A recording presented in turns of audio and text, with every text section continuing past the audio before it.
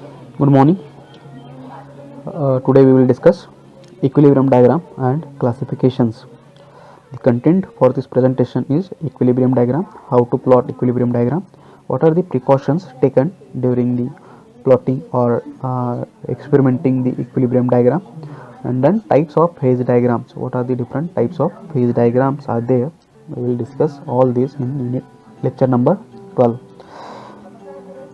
So first, introduction to equilibrium diagram. So equilibrium or phase diagram. So equilibrium diagram is also known as phase diagram, are the diagram which indicates the phase existing in the system at any temperature and composition.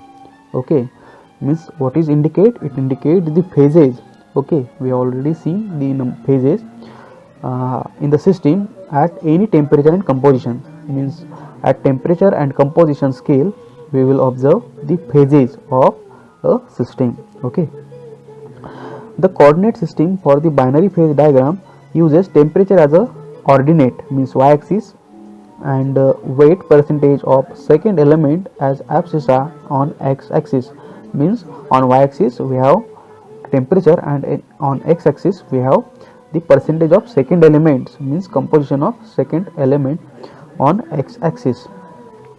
So these diagrams are used to find out the amount of phase existing in the given alloy with their composition at any temperature. Okay, by these diagrams you can find out the composition and phase existing at certain temperature. Okay, from these phase diagram or phases it is possible to estimate the approximate properties of alloy.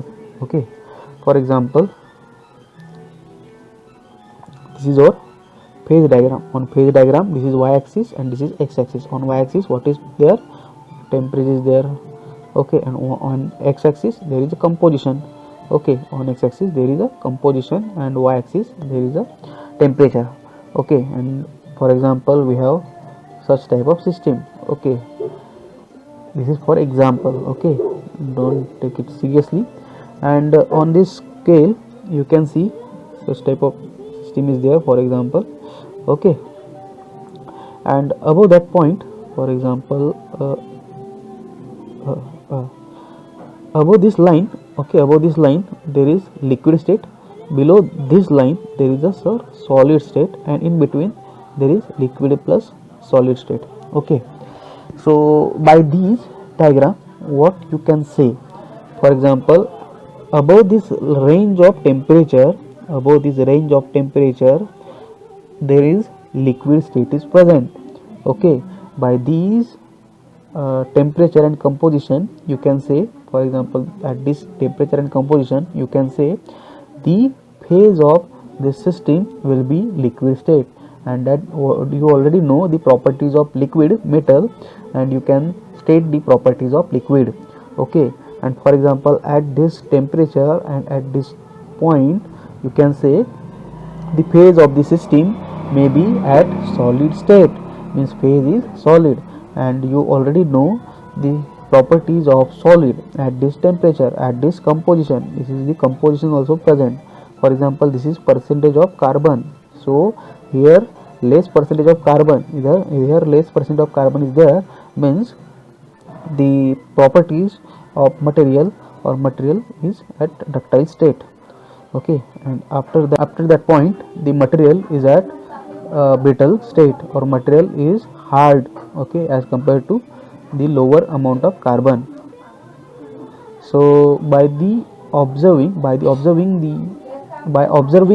the equilibrium diagram or phase diagram you can state the phases, the composition and temperature and properties of the material, approximate properties, not exact properties. Okay, we will get exact properties when we test the material. Okay, so this is the phase diagram. So plotting of phase diagram or equilibrium diagram, how to plot a phase diagram or equilibrium diagram. So there is some procedure. So let us consider a binary system. Binary means there are two components. So what are the two components taken here? Copper and nickel. There are two components, copper 1 and nickel 2. And we have taken the percentage of copper. First we have taken 100% of copper, means this is the pure copper. Okay, first experiment we have taken pure copper and in last component you can see we have taken pure nickel.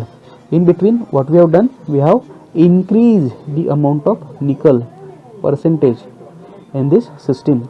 So first there is 0% of nickel, then 10%, then 20, 30, up to 100. Okay, and we have reduced the amount of copper. Okay, in mixture what is the mixture? 100% mixture, we have some percent of metal 1 plus some percent of metal 2. Okay, when we increase the amount of metal 1, then we have to decrease the amount of metal 2 to get 100% of metal or alloy. Okay, so this is the our experimental setup. So after that what we have done, we have plotted the temperature versus composition or percentage of second metal, plot the cooling curves. Okay, what we have done, first we have plotted the cooling curve. So this cooling curve is for pure copper. So we already know the pure cooling curve for pure metal is just like this. So here we have first sensible cooling, and in between there is phase transformation. So first we have plotted the cooling curve for pure copper, and then what we have done, this is liquid and this is the graphical. Then in second step you can see there is some incline line, there is inclination. Okay, why there is inclination? In second experiment what we have done, in second experiment we have increased the amount of nickel, means this is the alloy, here it is pure metal, this is alloy. Okay, similarly we have plotted the cooling curves. Okay, we have plotted cooling curves for all the alloys and pure metals. Last one is pure metal, so it is straight. First one is pure metal, it is straight. Pure copper is there, pure nickel is there. Okay, so we have plotted all the cooling curves. Then what we have to done here, we have connected all these first point. Okay, we have connected all these first, means solidification start point.